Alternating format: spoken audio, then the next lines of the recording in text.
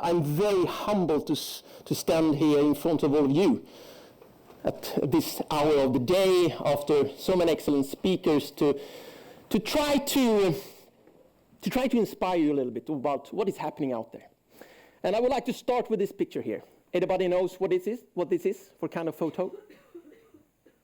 This is an enhanced photo of the brain and what's happening inside our brain when we learn. You know, new connections are being built and the brain actually grows. So at least in theory we can have the ability to become smarter when we learn. But I would like to be a little bit more precise than that for this 10 to 20 minutes. I will talk a little bit about a couple of minutes about the needs out there, but even more so about the solutions that we can see now starting to emerge, both from company and from nations that build new solutions to meet this new type of needs when we talk about skills. And a sub-team is to talk a little bit about how we're moving now from talking about lifelong learning to a more specific term maybe, continuous learning, or even more precise, reskilling and upskilling. And what's the difference between those two terms? But to be humble, of course, we talk about reskilling and upskilling. This is not something new. We have always been talking about this. Especially in Sweden and Finland, we have a strong tradition of being maybe leading in the world when it comes to upskilling our workforce. But times, they are a-changing. And the competition among countries, among continents, when it comes to reskilling and upskilling is increasing. So we must become even better, even more focused, working more together if we are going to keep up with what is happening outside, especially in Asia and maybe in the US. So I would like to start here with World Economic Forum this January. The theme this year was Globalization 4.0, and that means not only pointing towards the positive side of globalization, but also the downsides. Fun enough, when they had this theme this year, then Theresa May couldn't make it. Macron couldn't make it. Why? Because some problems, home turf, due to globalization. Or maybe also partly due to not really being successful when it comes to upskilling and reskilling the workforce. So the workforce, or part of the workforce, feel like they are losing grip, that they are losing power. Because from what's happening in the world when it comes to digitalization and so forth. And they are not only good in pointing out the problem and the magnitude of the challenge ahead. They say this, 101. This is how many days of training an average worker 2018 needs to be competitive 2022 in 4 years. 101 days of training in order to keep up, only to keep up with what is going on in the world. Then we can think of how many days of training do we have in average in organizations today, because this is what's necessary if you're going to stay competitive. Another figure that they point out with almost like German precision here is like by 2022, 54% of all employees will require significant and upskilling. So this is a challenge, a true challenge. But there are solutions out there. LinkedIn, one of the leading players when it comes to grasping this challenge and to try to visualize this. They had a conference this December when they pointed out the number one need when they look into their statistics. And it's not tech, it's soft skills. And on the left-hand side, you can see what kind of soft skills that employers desperately need right now. It's oral communication, it's time management, it's leadership, writing. But on the second place and third place also, of course, comes technology. But not forget about that we need a lot of many new teachers and policemen and doctors and nurses as well. So the challenges there are most likely up there. So, can we talk about a new term? Because we have been talking about lifelong learning for decades, and I love that word. But sometimes it feels a little bit like old, a little bit like not so precise. So at World Economic Forum and more, we talk about two new terms. We talk about one term that try to address the problem when you have a working role that are in a big transition, going from not so complex that even more complex. So you need upskilling all of the time, on a continuous basis. That's one side of it. The other side of the coin is when you have working roles not any longer in demand. Working roles that are disappearing. And then we call it to reskill. That I have this work role today, but there will be no jobs for me tomorrow. So I need to get a new education or go through a new education in order to take a new working role. Or matter of fact, it doesn't look like this. It more looks like this one.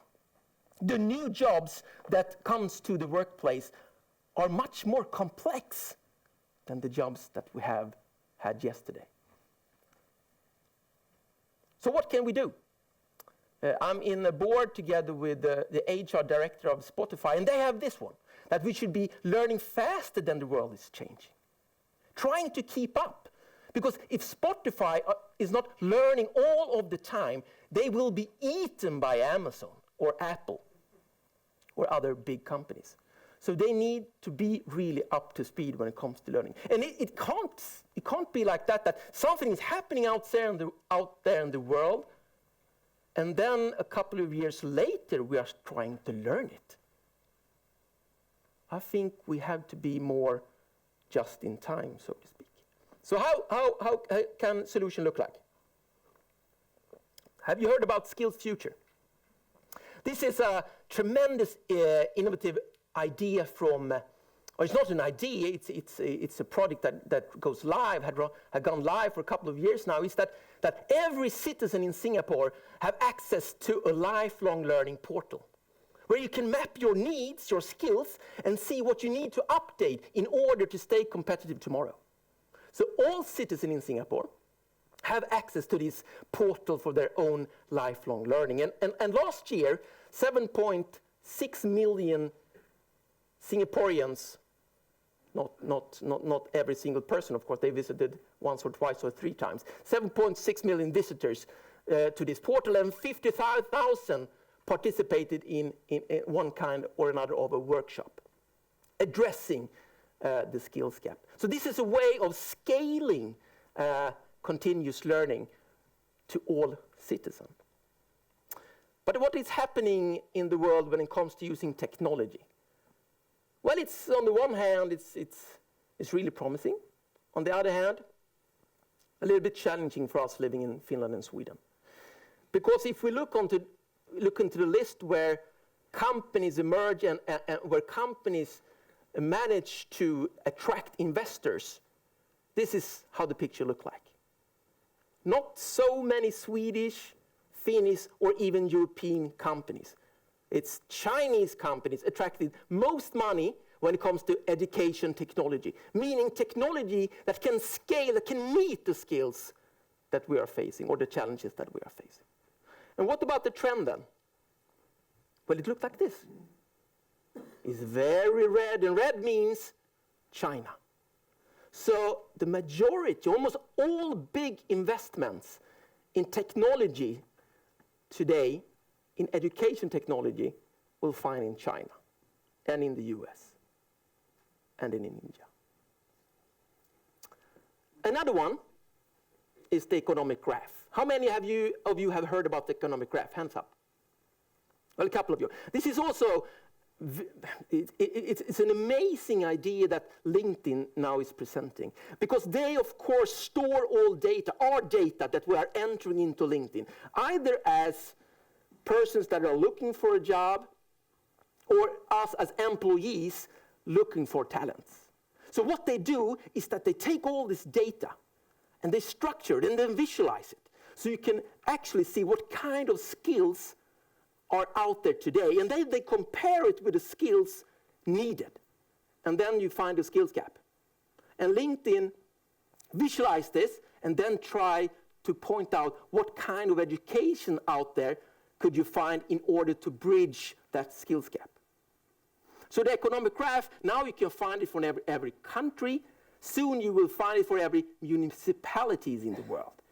So a municipality can get their own economic graph to see what kind of education programs they should aim for to bridge the skills gap. So in order to meet this new challenge, this new world of working with education, maybe we need a new profession. Maybe it's not only enough with HR department that our companies dealing with this new knowledge and the ability to build programs in a new way in order to meet the skills gaps.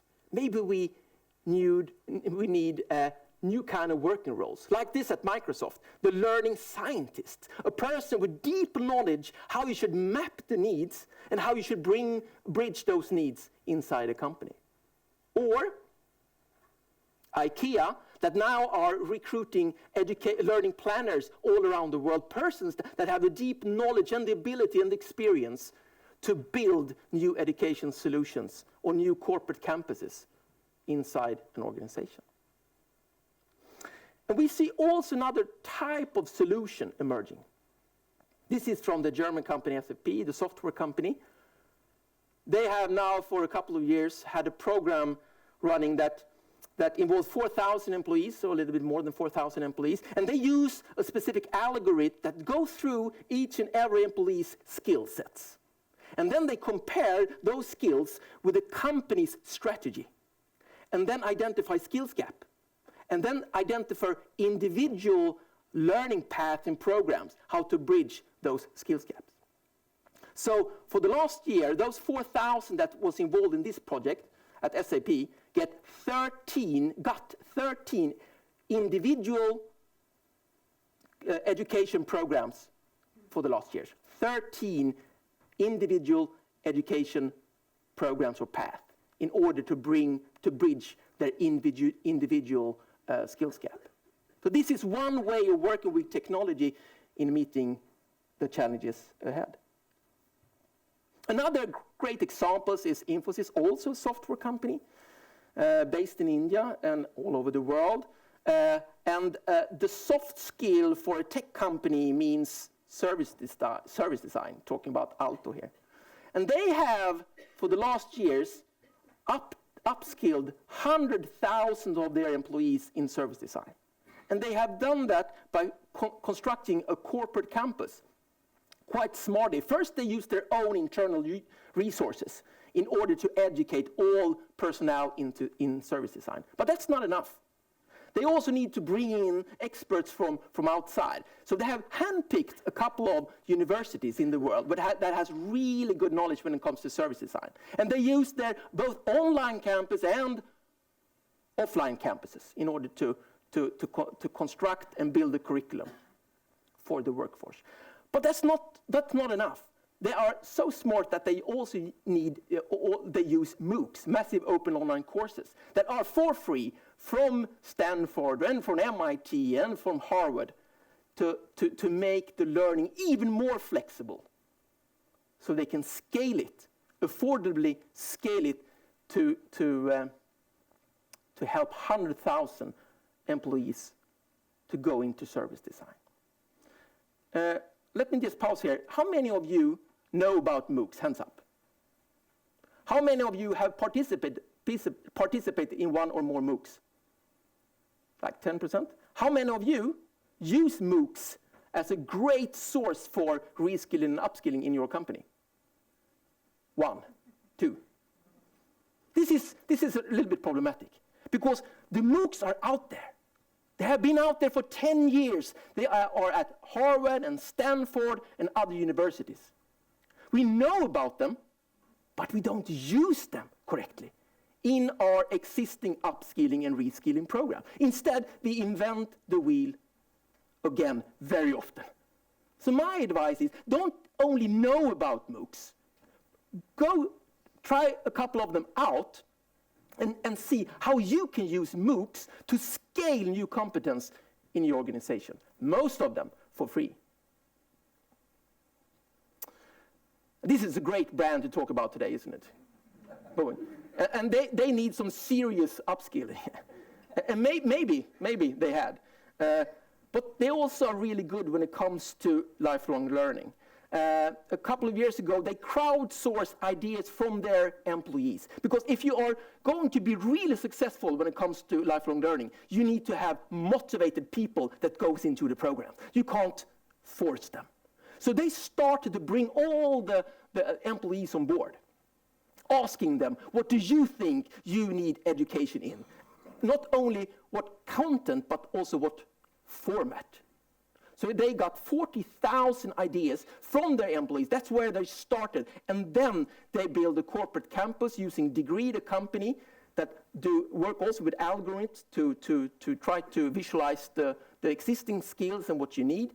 And then they build online lessons, certificate courses, and degree programs in order to upskill and reskill their workforce, instead of just saying, sorry, your skills are not longer of use at our company. They take their responsibilities.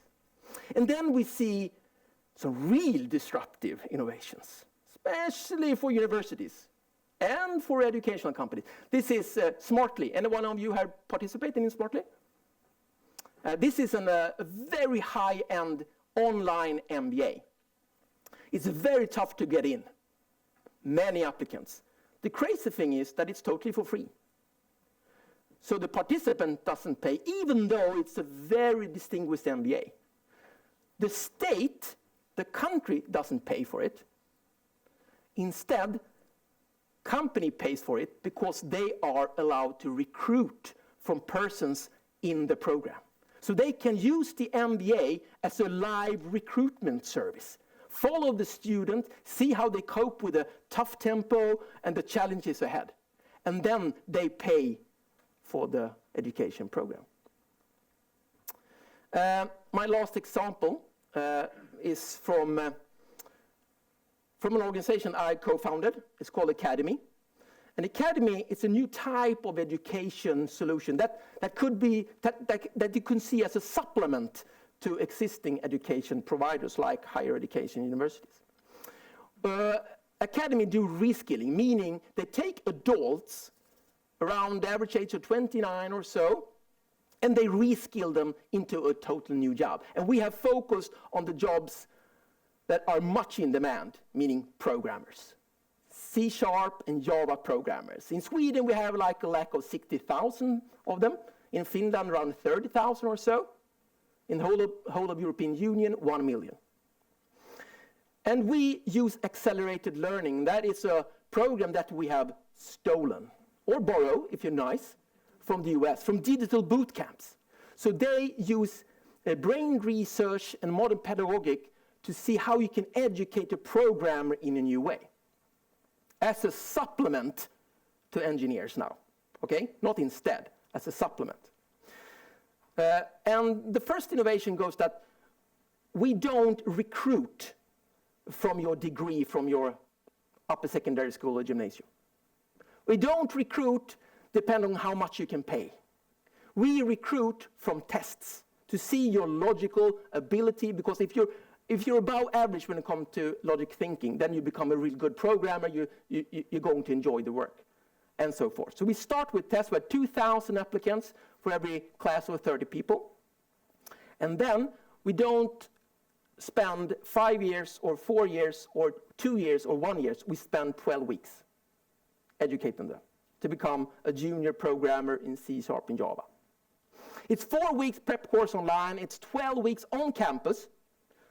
12, 13, 15 hours a day of action-based learning. A classes of 30 people, 2 teachers, 8 hours a day, and then you study on your own for 12 weeks. If you go through the tests, if you manage to go through these 4 plus 12 weeks, you're guaranteed a full-time employment. And for the last 3 years, we have educated more than 1,000 programmers in Sweden, Finland, Germany, and Norway. So that's a supplement. But it's a little bit of a new way. And listen now, we are focusing on educating adults that already, most of them, 75%, have a university education as a foundation. They have been working, so they have a lot of knowledge. But we focus on the knowledge they don't have to become a good junior programmer. And in that sense, the education system works. And it's free for the state, for the taxpayers. It's free for the student. The company that rent them as workers, because that's the business model, that rent them, they pay for the education. So, that was a couple of ideas how we can think, how we can solve the challenges that we have today, and even more so tomorrow, I think. But I would like to finish up with a small, because I'm a political science student, so I finish off with a mathematical formula. I think we need lots of innovation in the education system, both inside companies and at at universities and higher education institutions, and everything in between. And I think we need innovation, firstly, when it comes to needs analysis. How do we really find out the needs that we have when it comes to skills? On a national level, on a corporate level, and on an individual level. We need to find and use more intelligent tools in order to map the needs. Secondly, we need to innovate the formats. Isn't it like a natural law that you should go to 5 years or 3 years at university? Could it be slightly different? We need to innovate if it should be online, combined with offline, we call it blended, if it should be weekdays, evenings, or everything in between. We should have 12 weeks programs, 5 years programs, and we need to be much more innovative when it comes to format. We are very, conservative when it comes to formats in the education. Also in the corporate world. A traditional education, you go out to some fancy place for a couple of days and you listen to someone. Maybe that's not the most efficient way to learn, as Mrs. Swanberg started off today. And then we need to also innovate the content. Is it possible that university can have all the content themselves? Or are there other professors out there in the world that they can use for the education program? And how much content, valuable content, can you find at companies? Inside, outside, partners. For instance, somebody of you mentioned Udacity. And if it's one partner you should look at when it comes to innovation in education, it's Udacity, founded by Sebastian Throne, who actually started the first MOOC in 2008. What they do, when they educate Android developer that the world desperately need, when they build that curriculum, they stand for the pedagogics, for the structure, for the flexible format. But the content of the course is Google who provides. Because Google are the founders of Android. So at the curriculum, it says Udacity and Google, which is pretty handy if you apply for a job as an Android developer, because it's Google. So sometimes we need to be much more innovative when it comes to creating content together with other universities, but also together with other companies. Lastly, of course, we need to be much more innovative when it comes to how do we finance education tomorrow, because we need more of it, much more of it. I don't think that states, nation can finance the needs for education tomorrow. And corporate, I don't think companies can either on their own. And then we have the individuals. They also need to chip in, but not sorely. Everybody needs to come together.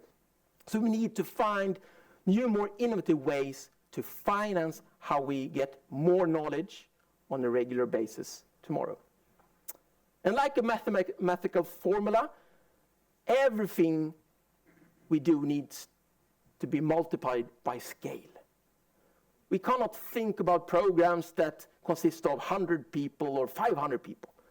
We need to think about hundreds of thousands of people. So we need to think scale in everything we do, because that are the needs out there. They're not small, they are gigantic. And I think that we in Norway and Sweden, we have a fantastic position to start from. But we need to raise our sense of urgency, that we need to speed up in order to stay competitive. And my last word will be that in 2006, I worked for Leif Pagrotsky, who was the Minister for Higher Education. And we had a breathtaking session with Mr. Steve Ballmer in a hotel room at Grand Hotel in Stockholm. He was then the managing director, the CEO of Microsoft. And for anyone of you who have met Steve Ballmer, he's totally crazy. But he said that, I always come to Sweden and Finland at least one time a year because you are so innovative when it comes to education. I mean, you are the front runner. You're the innovators when it comes to how you should use new technology in education and so forth. But now, and this was in 2006, but now I feel that where are the really big initiatives? Where are the ambitions? I don't find them as much anymore. And other countries, they have learned from you and starting to pick up pace. So I think we need to get together. That's why it's so wonderful that you have arranged this seminar today, that we can have some consensus about the challenges, but even more so, consensus on what we should try to do together. And we need to learn and steal and borrow from companies overseas and in Asia, from nations such as Singapore, in order to catch up, in order to stay competitive. Having said that, kiitos, and thank you so much.